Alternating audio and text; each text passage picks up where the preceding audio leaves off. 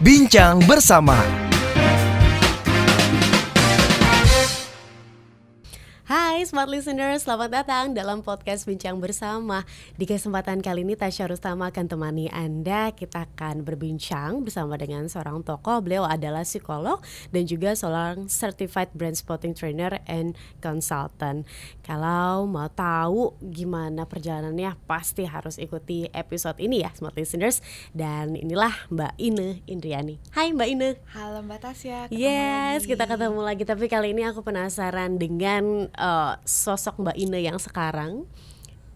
Ketika dulu kecil, gimana sih perjalanan hidupnya begitu kan ya? Ine kecil tuh kayak gimana sih? Kalau ini kecil, jadi kalau dulu kecil mungkin aku gimana ya? Sebenarnya tipikal yang dulu itu aku kalau waktu kecil kalau bisa dibilang agak difficult child. Oke. Jadi kayaknya mungkin aku merasa aku bukan anak yang easy, jadi sering nangis, tantrum. Dan kalau zaman dulu kan belum ada psikolog ya zaman, jadi nggak ketahuan tuh kayak gimana. Terus juga yang aku ingat dulu tuh aku tidak mudah membaca dan menulis ya. Jadi baru kelas 2 aku baru bisa. Sementara teman-temanku dari TK kayaknya, aku nggak tahu ya di sekolah waktu itu TK kayaknya agak akademik gitu, dan aku bingung cara baca tuh gimana. Gitu. Kok orang bisa ya T itu trauma misalnya. Buat aku tuh kayak sulit gitu, dan akhirnya itu cukup traumatikal ya buat aku, karena kan dipermalukan sama guru karena misalnya disuruh tuh dikte ini Budi gitu kan, terus aku nulisnya ya suka-suka aku nggak ngerti cara nulis ini Budi gitu ya. Terus udah gitu orang tua juga mungkin ya zaman dulu tipikalnya adalah yang penting sandang pangan papan lah ibaratnya gitu ya. Jadi nggak terlalu, bukan orang yang terlalu hangat juga gitu, dan tidak paham apa yang terjadi ya. Kalau ke tantrum ya pasti dimarahin. Tidak akhirnya kalau kita bilang let's say sebenarnya kalau aku di zaman sekarang gitu, aku mungkin kena verbal abuse iya, avoidance juga iya gitu. Jadi kalau misalnya dibilang ada trauma masa kecil gitu ya ada juga gitu loh. Karena tapi kadang gini, pengalaman traumatikalnya juga terjadi karena orang tuaku juga nggak paham bahwa itu caranya tuh begitu gitu. Terus kalau dilihat lagi nenekku, ya emang nenekku juga orangnya dingin gitu. Jadi kayak ya udahlah gitu. Oke, didikan VOC begitu ya kalau kata orang sekarang ya. Iya, gitu. Cuman kalau ya ampun dulu tuh ya cukup challenging ya buat aku. Kalau aku lihat flashback ke belakang dan belajar tentang psikologis, developmental psychology gitu ya, waktu masih kecil ya lumayan ini juga ya challenging gitu. Tapi paling dekat kemana sih? Ibu, bapak atau saudara? Ke kakakku justru. Bedanya kita 10 tahun. Wow. Jadi maksudnya ya 10 tahun kan, karena udah waktu dia umur 10 tahun udah lebih bisa nurturing adiknya gitu. Jadi lebih dekat sama si kakakku gitu. Berarti Mbak Ine kecil dulu lebih look up tuh kakak ya? Kalau dibanding mama papa ya mama gitu. Kalau sama aku 3 bersaudara, perempuan, laki, terus aku. Nah kakakku yang cowok ini abusive juga gitu, physical abuse segala macem. Tapi ya kalau zaman dulu tuh kayak itu tuh biasa gitu ya. Tapi kalau zaman sekarang itu tuh udah viral ya. Gitu. Jadi ya udah gitulah. Gitu Mbak. Tapi dulu ada impian tersendiri nggak sih? Apa cita-cita? Kepikiran nggak sih pengen jadi psikolog?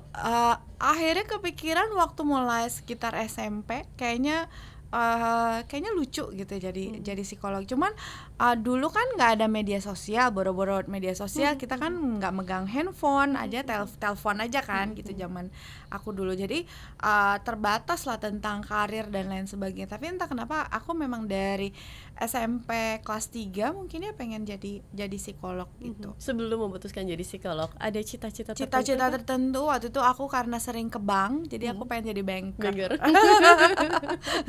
Gitu. Menarik dari banker tiba-tiba ke psikolog. Iya.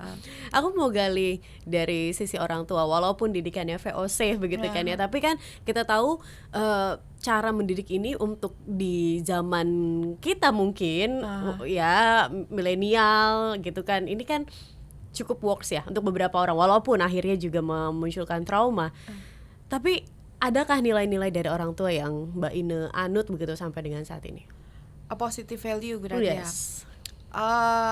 Positive value dari mereka ya, intinya kan alhamdulillahnya kan keluargaku keluar di selama ini kan gini, banyak banget yang broken ya. Alhamdulillahnya menurut aku adalah keluargaku kan utuh gitu. Itu menurut aku adalah sesuatu yang juga harus disyukuri gitu ya. Akhirnya ya aku juga value-nya adalah keluarga itu ya utuh gitu. Lalu kemudian juga respect tentang ke anak, ke orang tua gitu. Itu value yang aku pegang sih mengenai keluarga ya gitu. Terus value lainnya ya misalnya di dalam keluargaku itu tentang boundaries itu cukup inilah ya. Misalnya contoh gelas itu punya siapa, ini punya kamu, ini punya aku. Terus ini janji tuh harus ditepati, itu ngaruh banget gitu. Karena ketika aku nikah sama suamiku itu agak berbeda ternyata value-nya, yang menurut aku cukup kita perlu beradaptasi mana value dari keluarga aku yang bagus yang perlu kita terapkan, mana dari value keluarga dia yang juga kita terapkan, dan mana yang jangan kita terapkan gitu. Di antara dari dua belah pihak gitu. Menarik, ada boundaries di situ. Karena kadang-kadang keluarga ya udahlah semua punya siapa ya pakai aja gitu kan, kadang-kadang demikian ya. Oke. Mbak ini di Jakarta kah lahir? Agak ke samping sedikit, namanya Bekasi. Oh, Bekasi ya. Berarti Bekasi mentok nih. Setengah Jakarta, jadi kalau tinggal jalan sedikit Jakarta tapi ya? Tetap aja karena perbatasan jadi di Bekasi. Oke, berarti tumbuh di Bekasi. Dan Bekasi mungkin di zaman itu memang udah kota ya Mbak Ine ya? Iya, sekolahnya tetap Jakarta. Di Jakarta kan? Gitu. Jakarta coret lah ya. Jakarta coret ya. Oke. Ketika di SMA memang SD mungkin struggle.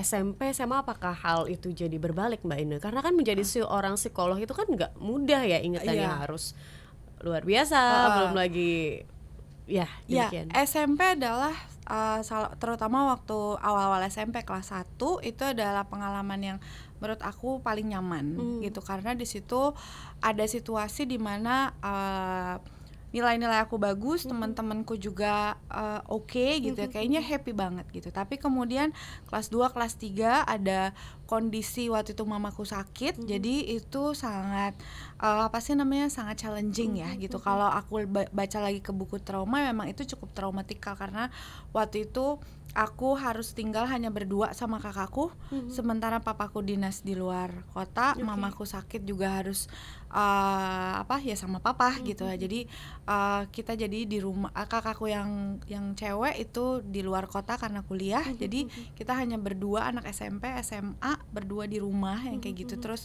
nilai jatuh lain sebagainya.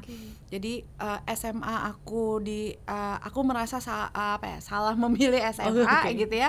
Teman-temannya juga nggak cocok gitu, dan itu very traumatical, bullying dan lain sebagainya juga terjadi. Tapi itu ya akhirnya itu juga mungkin yang menjadi salah satu alasan aku pengen mendalami psikologi gitu ya. Karena kadang kan penderitaan itu kata Rumi ada sinar di balik penderitaan gitu ya. Jadi energi besar. Jadi energi besar. Jadi aku belajar jadi lebih empati kalau ada orang yang dibully atau mungkin tidak ada orang tuanya, karena waktu SMA juga kan mamaku juga masih sakit ya. Jadi kan itu juga cukup traumatikal karena yang aku pelajari juga sekarang di bawah usia 18 tahun ketika kita terlalu harus independen sebelum waktunya, lalu kemudian keluarga juga terpencar, itu kan cukup traumatikal gitu ya. Jadi di situ aku banyak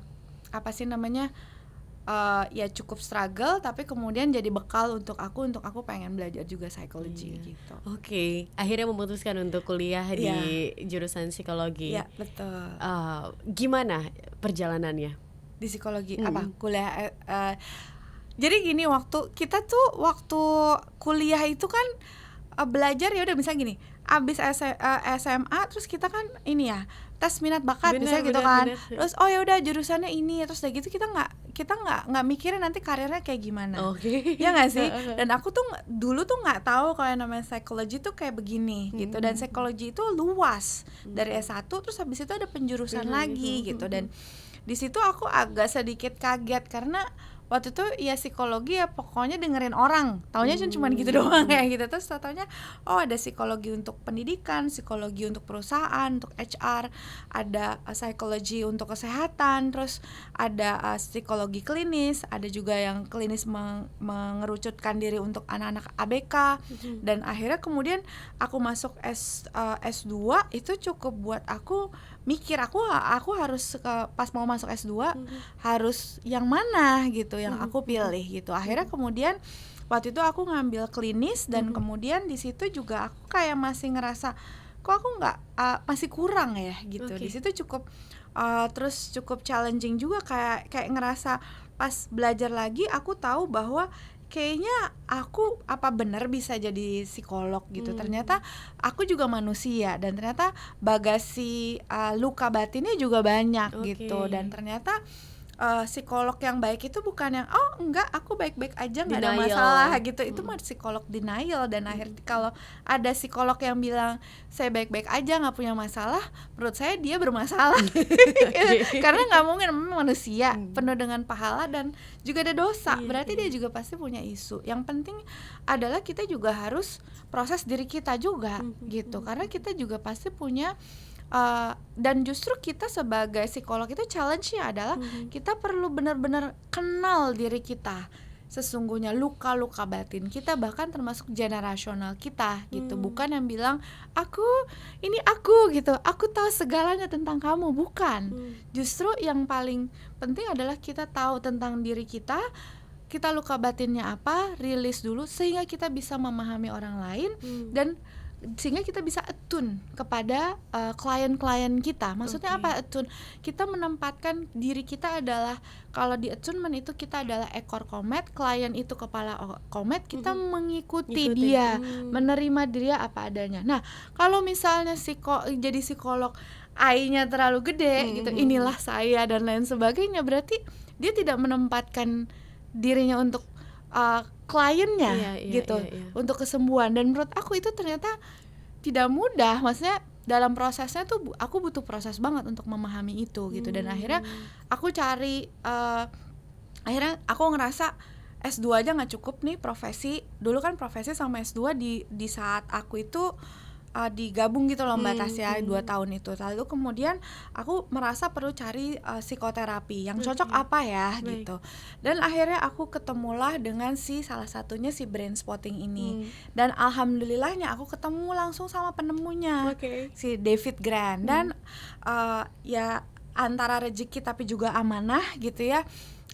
Beliau meminta aku untuk menjadi leader of Brain Spotting Indonesia untuk perwakilan di Indonesia. Dan di situlah aku belajar banget bahwa menjadi psikolog, menjadi psikoterapis itu bukan tentang siapa saya nih, saya tahu tentang mental health bla bla bla, bukan. Tapi bagaimana kita bisa menerima dan membantu klien. Dan untuk bisa menerima klien, kitanya juga harus sudah beres dulu, bukan jadinya gedean diri kitanya gitu. Jadi ya itu Mbak Tasya. Wow, challenge-nya. Tapi ini pencariannya luar biasa ya, bahkan sampai S2 itu momennya Mbak Ina untuk mencari itu. Setelah sih kayaknya aku merasa ini masih kurang. Akhirnya aku cari di luar Indo gitu. Di Indo aku merasa nggak dapet nggak dapet kasarnya, nggak dapet gurunya gitu. Lalu coba cari keluar dan akhirnya aku nemu guru-guruku ya, senior brain spotting dan lain sebagainya. Dan mereka tuh termasuk David Grant, yang paling aku suka adalah rendah hati gitu. Jadi konsep I-nya sayanya gede, karena aku maaf nih yang ngelihat beberapa psikoterapis dan psikolog di Indonesia kadang gede I-nya gitu. Sementara sebenarnya menjadi psikolog itu kitanya tuh bukannya nggak pede, tapi kita menempatkan orang lain di depan sehingga kita bisa membantu dia apa yang bisa aku bantu dan memahami dia, bukan kitanya yang sotoy gitu tentang dia, dan itu ternyata butuh kitanya kesehatan mentalnya baik dulu gitu. Iya, karena gimana mau ngebantu kalau misalnya kitanya aja Bermasalah. bermasalah. Berarti belum ada sebelum selesai begitu kan ya. Betul. Tapi melihat lagi Mbak Ina, masa muda Mbak Ina begitu kan ya, tadi juga banyaklah ada abusement, belum lagi juga sempat dibully. Kan ini ada trauma tentu saja. Betul.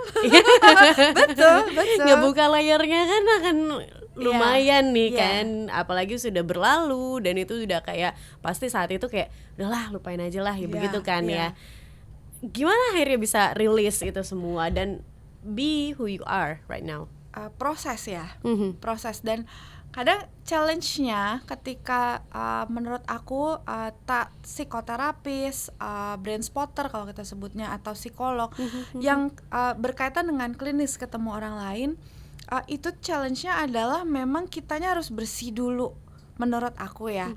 Akhirnya itu tuh nggak beda kayak dokter gitu ya misalnya, atau apa, udah nggak pakai hati, nggak pakai diri kita gitu. Jadi kitanya sendiri, akhirnya aku perlu benar-benar ada ritual juga sebenarnya yang dilakukan. Misalnya ya ketika aku berproses sendiri itu, kayaknya hampir tiap hari aku juga melakukan sesuatu sendiri. Lalu ketika aku butuh bantuan, aku tidak menolak untuk minta tolong bantuan gitu.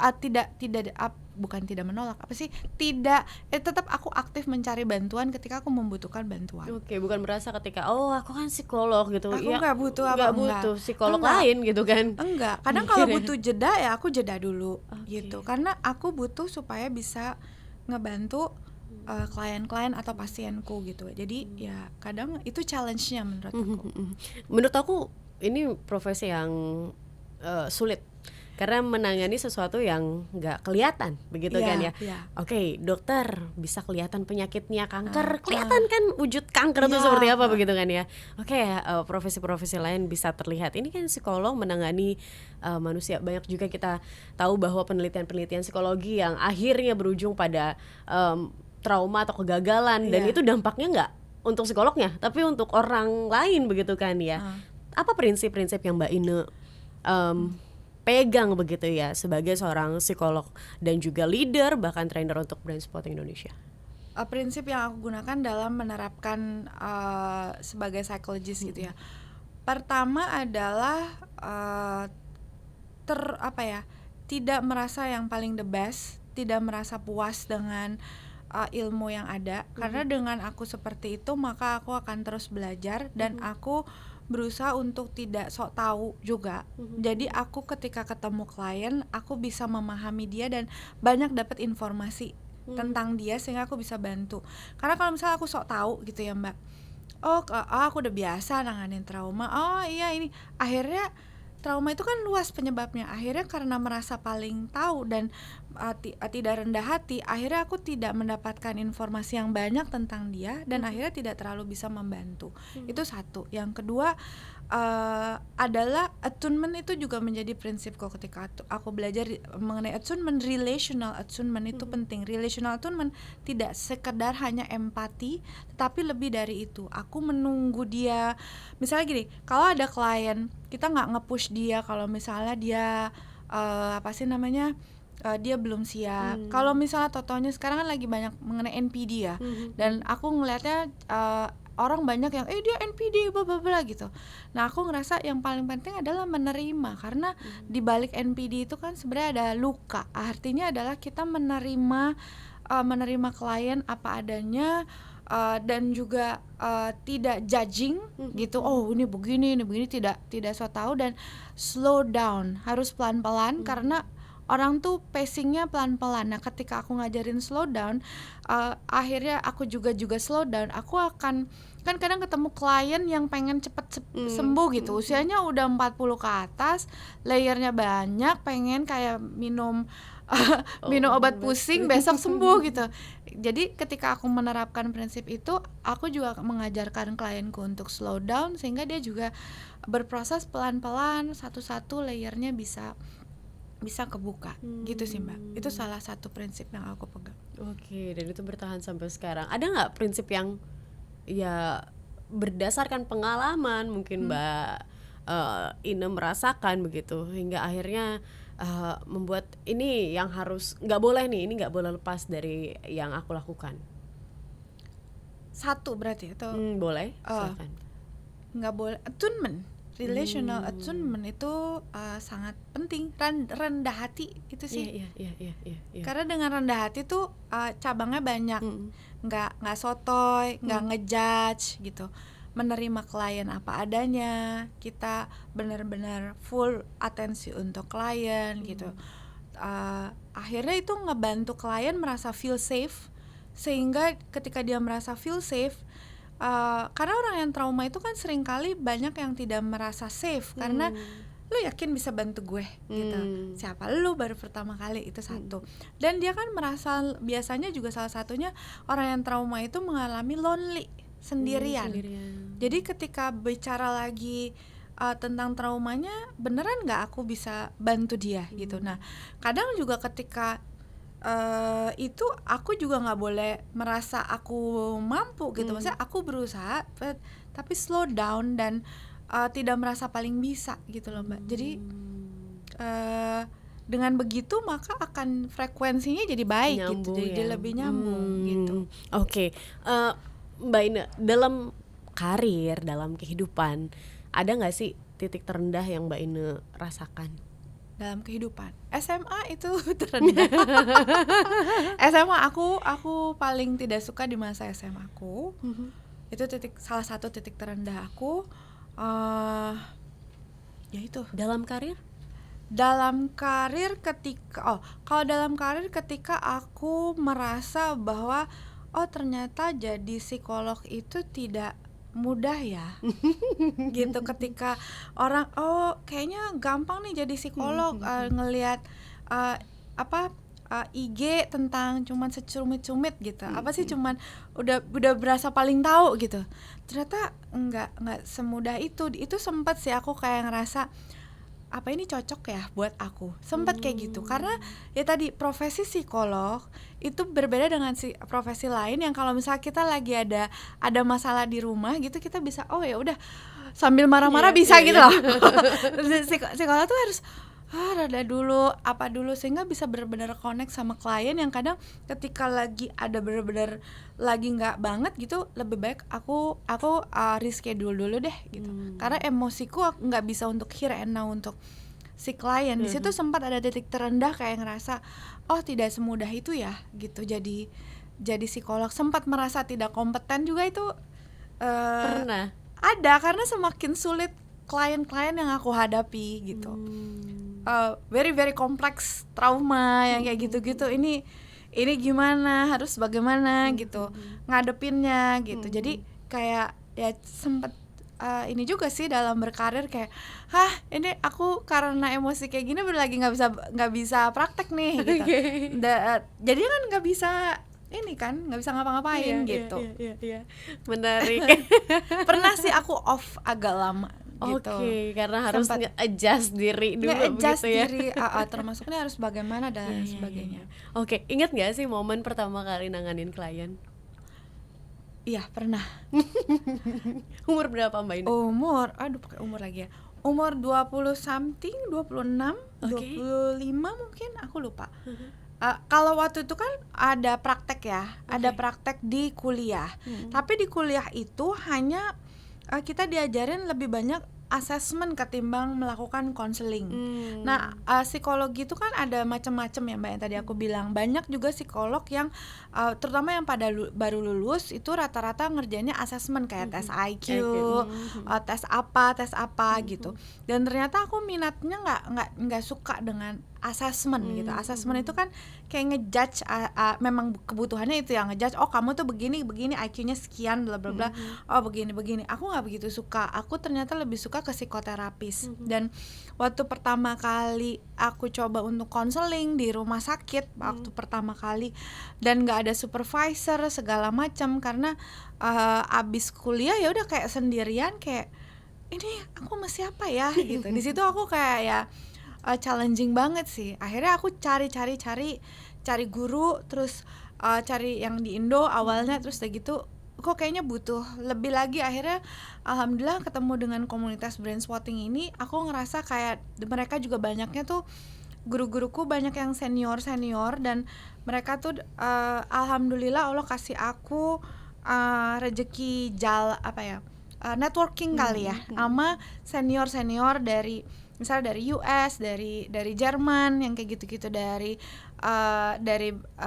apa sih namanya, kok jadi Austria dan lain sebagainya, dan kayaknya aku bisa masuk langsung sama si pakarnya gitu. Jadi kayak di situ aku kayak ngerasa jadi lebih pede lagi, terus ngobrol sama mereka, kadang ketemu langsung gitu, terus ya udah gitu. Di situ aku kayak ngerasa oke, akhirnya aku mau jadi psikolog yang fokusnya ke psikoterapi gitu.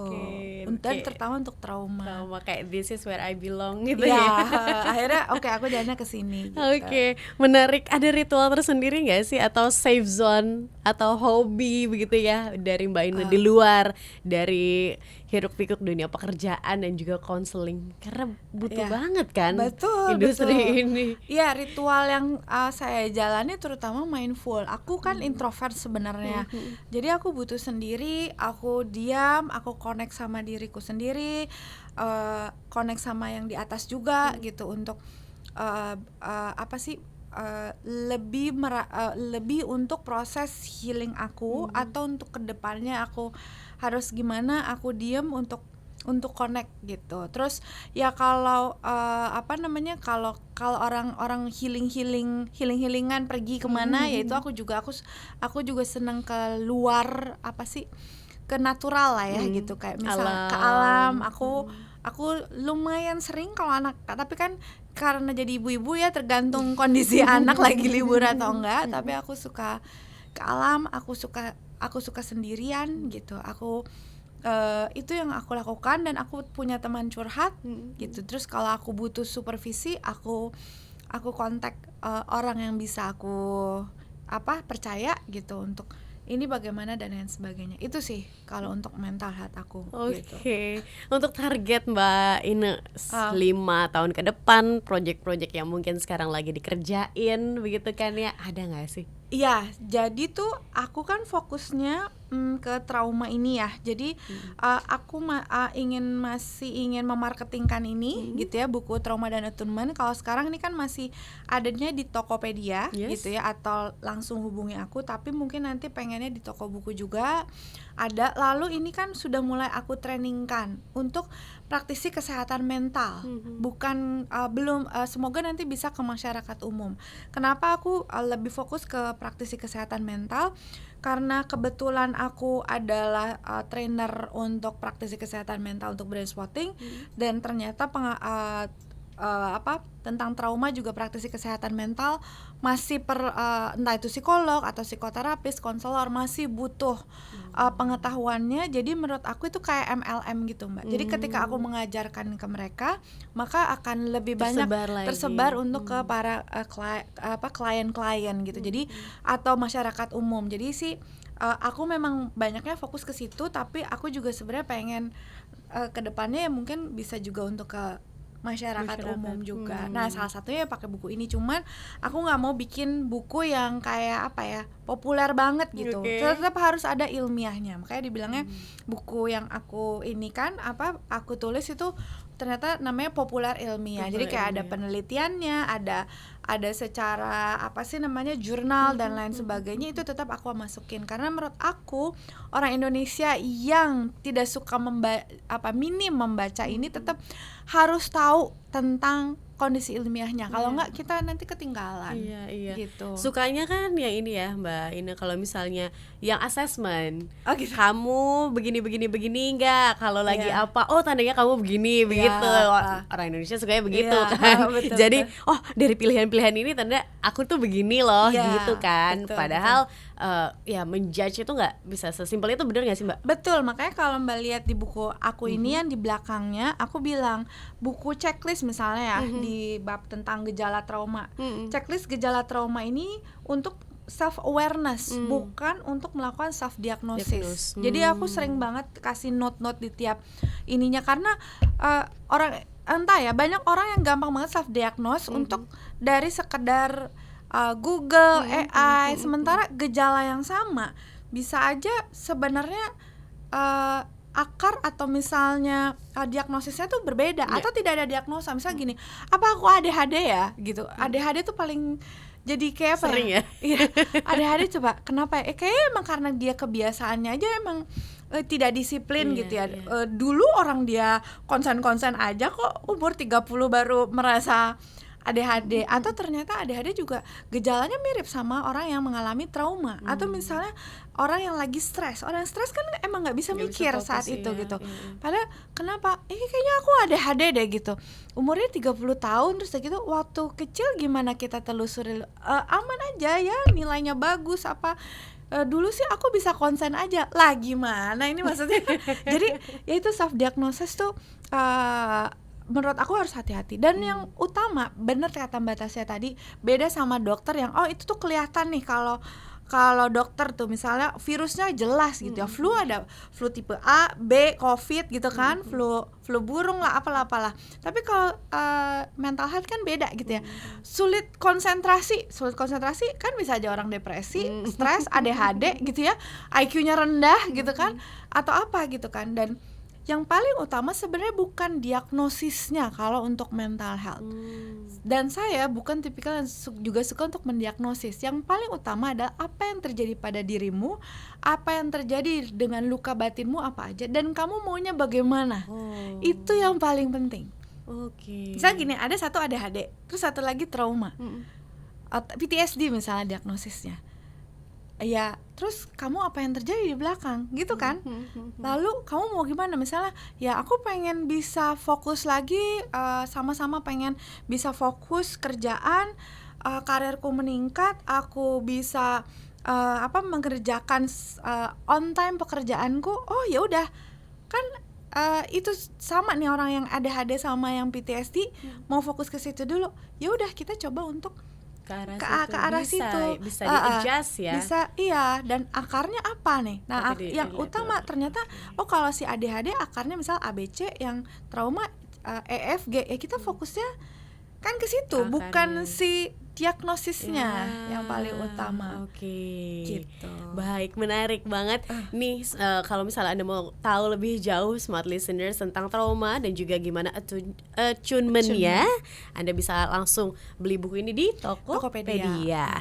Jadi langsung Anda bisa baca dan nggak self diagnose tapi bisa lebih tahu dan lebih kenal begitu ya. Walaupun pada akhirnya ya carilah pertolongan profesional yang paham, yang mengerti begitu. Betul. Oke, Mbak Ina, terima kasih banyak untuk insight-nya. Sama-sama Mbak Tasya. Dan jangan bosan-bosan diundang Smart FM ya. Siap. Oke. Dan Smart Listeners, terima kasih juga untuk Anda yang sudah bersama dengan kami di dalam podcast Bincang Bersama di hari ini. Dan kita harus pamit undur diri. Akhir kata saya Tasya Rustama dan saya ini Indriani. Kami pamit, sampai jumpa. Bincang Bersama.